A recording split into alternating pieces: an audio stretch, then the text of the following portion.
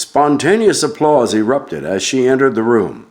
It was the middle of November, and Marine Le Pen had just walked into the Bulgarian National Assembly as the most prominent guest of the meeting of European right-wing populists.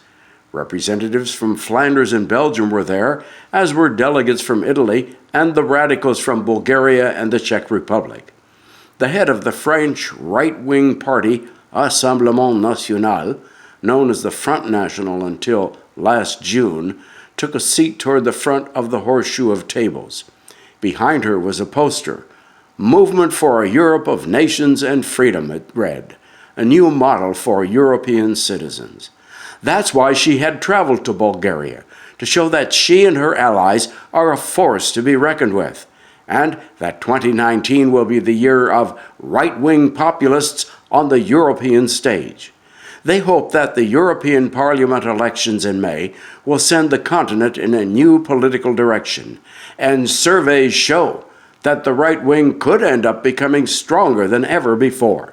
There are, to be sure, significant differences between some of the parties on the far right, and they are not nearly well organized enough to be able to push through a joint political platform. But they could certainly put the brakes on European integration. Right-wing populists have become a feature in the political landscape of almost every European Union member state, while in Italy, Austria, Poland, Hungary, Slovakia, Denmark, and Finland, they are either a part of the government or they support the government. They are no longer merely a fringe phenomena or a passing anomaly. Rather, they are a movement that could continue to grow, and they're doing all they can to position themselves as such. Despite all of their differences, the target of their ire is the same: the cosmopolitan elite, liberal opinion leaders in the media, and EU bureaucrats in Brussels. Their best enemies? German Chancellor Angela Merkel and French President Emmanuel Macron, the latter having proven to be a tireless promoter of deeper European integration. From the perspective of the right wing, the plans pushed by Macron and his supporters can mean only one thing: further impositions on normal people, upon whom much has already been imposed. Things like smoking bans, gay marriages, refugees, and expensive environmental protection regulations. The populists claim they're the only ones who speak for the majority of Europeans, and one of their primary goals is a Europe free of immigration. They call their concept the Europe of Nations. The right wing hopes to transform the European elections into kind of a plebiscite. What kind of Europe do people want? Open or closed? Traditionalist or tolerant? Should the European bloc become a political union with fewer powers reserved for the nation-states? Or should it merely be something like a free trade area in which each individual can chart its own course? The mood on the continent is currently playing into the hands of the right-wing populists. According to the most recent Eurobarometer survey, a majority of 62% believes that EU membership is a good thing, but at the same time, exactly half of EU citizens believe that things are going in the wrong direction, an increase of 8 percentage points over the result of a survey from half a year before. Migration continues to be seen as the most pressing problem facing the bloc. Public opinion researchers believe that right-wing populists could end up with 20% of the EU-wide vote. That is, of course, far short of the majority, but it is enough to throw a spanner, that would be a monkey wrench here in the States, into the Brussels works by blocking joint initiatives on financial issues, social welfare, and migration. In short, they can turn back the clock on European immigration. Hungarian political scientist Daniel Hegedus of the German Marshall Fund believes the elections in May will be vital to Europe's further development. That is precisely to Marine Le Pen's liking. "We're at an historic turning point," she said in Sofia. "While globalization is coming to an end, now," she said, "it's time for the peoples of Europe to take center stage." Le Pen has already had posters printed for the European election campaign depicting her with Italian Minister Matteo Salvini, a close friend of hers with whom she likes to go dancing on occasion. Another poster has likewise been produced with the message, "Our ideas are winning," across Europe. That is certainly true in Italy.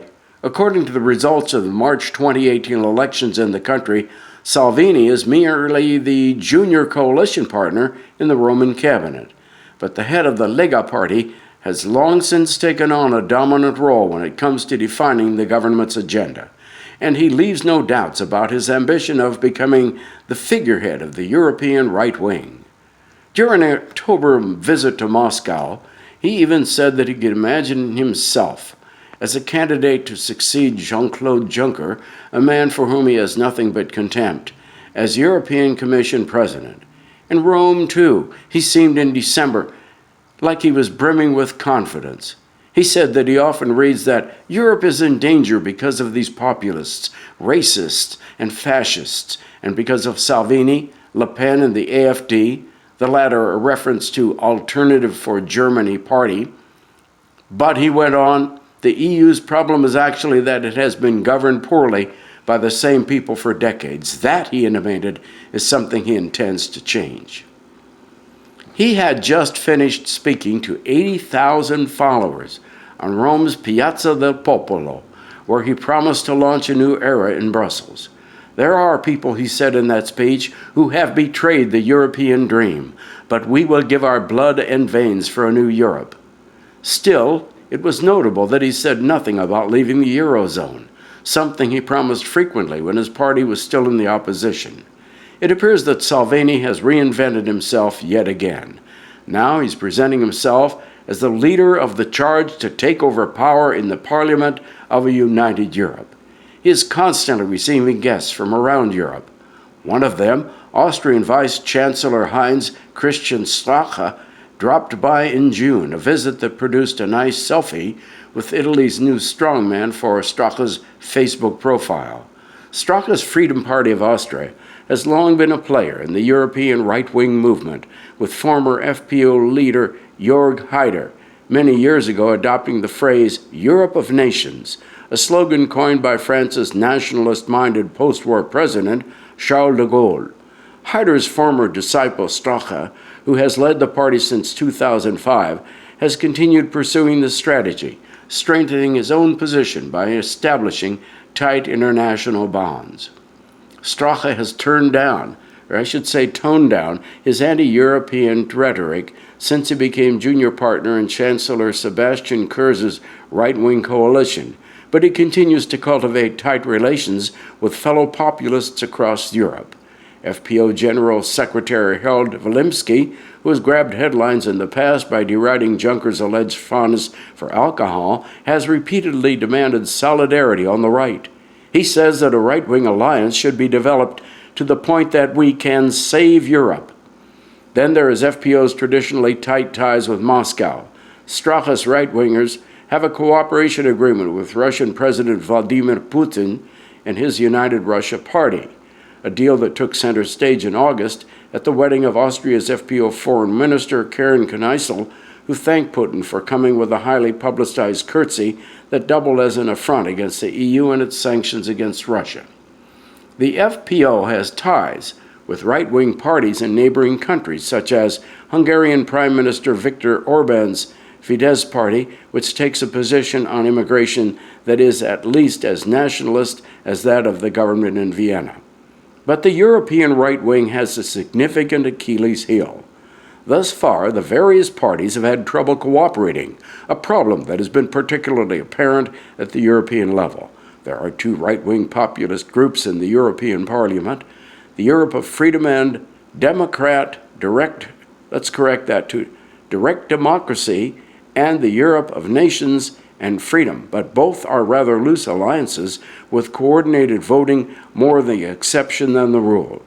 A study conducted by the Berlin Jacques Delors Institute found that members of the ENF group maintain fraction discipline in only 69% of the votes. With other European Parliament groups, that number is up to 90%.